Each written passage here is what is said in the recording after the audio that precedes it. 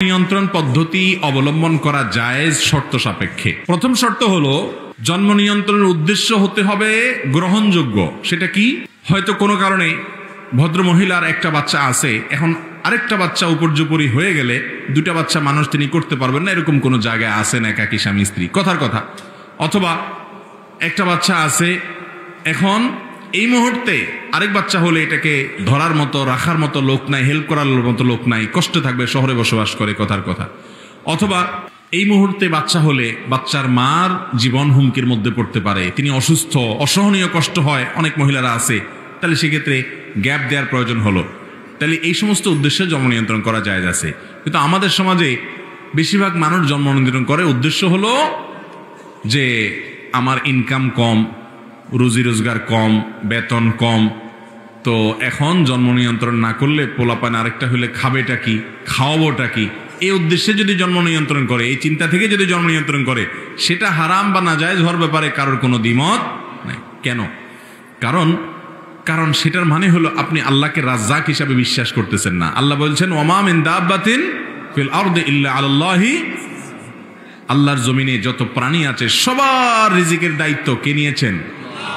আল্লাহ বলেছেন যে লা তাকতুলু আওলাদাকুম খাশিয়াতা ইমলাক নাহনু নারযুকুহুম ওয়া ইয়্যাকুম, তোমাদের সন্তানদেরকে কি খাওয়াবা এই চিন্তা থেকে হত্যা করো না, ভ্রূণ হত্যা করবা না। এটাও মানুষ হত্যা করা। আমরা অনেকে খুন করি না, মানুষ খুন করি না, নামাজ কালাম পড়েন মুসলমান, মানুষ খুন, ওরে বাবা এটা জীবন আপনি করেন নাই, কিন্তু ভ্রূণ হত্যা করছেন, মায়ের গর্ভে থেকে সন্তানকে ধ্বংস করছেন ওষুধ দিয়া, আছে না নাই এই রোগের রোগী, এটাও মানুষ হত্যা করার শামিল। আল্লাহ বলেছেন তোমাদের সন্তানদেরকে হত্যা করবা না, তোমরা খানা কি দিবা এই ভয়ে, আমি তোমাদেরকেও খাওয়াবো তাদেরকেও খাওয়াবো। কে খাওয়াবেন? আল্লাহ খাওয়াবেন। যত পশু পাখি পৃথিবীতে আছে তাদের রিজিক আল্লাহ তাআলা দেয়, কি দেয় না? তাহলে আপনি আশরাফুল মাখলুকাত, আপনার রিজিকও আল্লাহ তাআলা দিবেনই দিবেন। অতএব রিজিকের চিন্তা থেকে জন্ম নিয়ন্ত্রণ করলে সেটা জায়েজ হবে। জন্ম নিয়ন্ত্রণ জায়েজ হওয়ার জন্য দ্বিতীয় শর্ত হলো পদ্ধতি হতে হবে অস্থায়ী। স্থায়ী পদ্ধতি এটা অবলম্বন করা জায়েজ নেই, যেমন লাইগেশন বা এই জাতীয় কোনো আপনার জন্ম নিয়ন্ত্রণ পদ্ধতি যে পরিপূর্ণভাবে স্থায়ীভাবে বাচ্চা নেয়ার ক্ষমতাই বন্ধ করে ফেলা, শেষ করে ফেলা, এটা জায়েজ নাই, হারাম। কারণ যে কোনো মুহূর্তে আপনার সন্তানের প্রয়োজন হতে, আল্লাহ আপনাকে দুইটা বা তিনটা সন্তান দিয়েছেন, দুইটাই মারা গেল, তিনটাই মারা গেল, এরপরে কি হবে? আল্লাহ না করুন একটা দুর্ঘটনা এরকম ঘটতে পারে কি পারে না? অতএব স্থায়ীভাবে জন্ম নিয়ন্ত্রণ করা জায়েজ নাই। ভাইরা আমার, আমাদের দেশে যেসব মিথ্যা কথা খুব জনপ্রিয়, এই জনপ্রিয় মিথ্যা কথাগুলোর ভিতরে একটা হলো ছোট পরিবার সুখী পরিবার।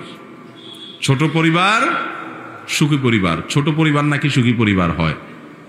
আপনি খোঁজখবর নিয়ে দেখেন, যার ছেলে মেয়ে 4টা 5টা 6টা 7টা, আপনার এলাকাতে আশেপাশে খোঁজখবর নিয়ে দেখেন, তুলনামূলকভাবে ওই এক ছেলে এক মেয়ের বাপের তুলনামূলকভাবে তাদের চেয়ে বেশি সুখে আছে। কেন জানেন? ছেলে মেয়ে যখন 5-7টা হয়, 2-4টা এমনি মানুষ হয়ে যায়, 2-1টা এমনিতেই, আর যখন থাকেই একটা বা দুইটা, আল্লাহ না করুন কোনো কারণে ওই একটা বা দুইটা যদি অমানুষ হয়, আপনারা যাওয়ার কোনো জায়গা আছে? ভাইরা আমার, মানুষ পৃথিবীতে বোঝা নয়, মানুষ হলো সম্পদ। মানুষ কি? সম্পদ।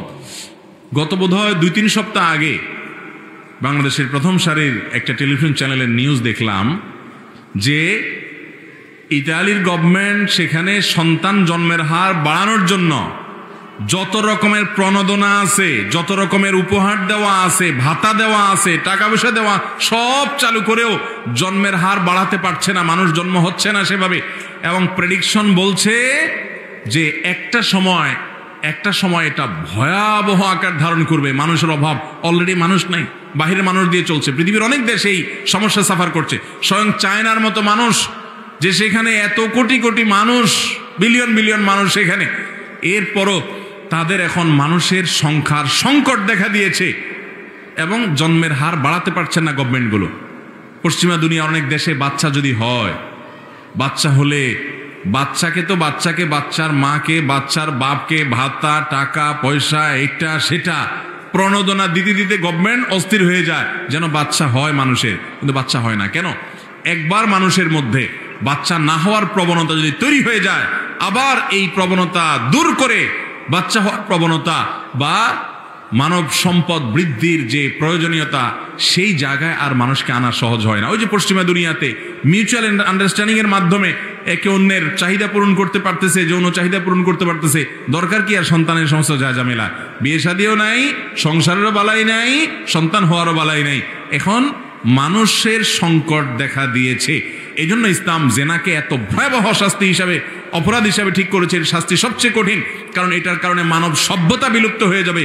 অশ্লীলতা, বেহায়াপনা, জেনা, ব্যভিচার এগুলো ব্যাপক হয়ে গেলে মানুষ বিবাহ এবং সংসার থেকে বিমুখ হবে, সন্তান হবে না, এবং মানব সভ্যতা হুমকির মধ্যে চলে যাবে। এখন এই উন্নত দুনিয়ার মানুষ যারা আমাদেরকে জন্ম নিয়ন্ত্রণের সবক দিছে আর ফজিলত শুনাইছে, ওনাদের এখন ওইটার কারণে যে বিপদ আপদ, যে সাফার করা, ওইটা কিন্তু শুরু হয়ে গেছে। অতএব আগে থেকেই সাধু সাবধান হয়ে যান। কথা কি বুঝাতে পারছি? আশপাশে খবর নিয়ে দেখেন তো, 2-4-5টা পোলাপাইন আছে, বিচ্ছিন্ন ঘটনা থাকতে পারে, কিন্তু বেশিরভাগ ক্ষেত্রে দেখবেন তারা তুলনামূলকভাবে ওই তথাকথিত সংক্ষিপ্ত পরিবারের চাইতে সুখী। ছেলে আছে 1টা বা 2টা, মেয়ে আছে 1টা বা 2টা। ছেলে চলে গেছে আমেরিকা পড়ালেখা করতে, মেয়ে গেছে কানাডা পড়ালেখা করতে, বুড়া বুড়ি ঠুসি করে ঘরে ঘুরে একা একা। ঠিক না ভাই? ঠিক। আল্লাহ তাআলা আমাদেরকে বোঝার তৌফিক দান করুন।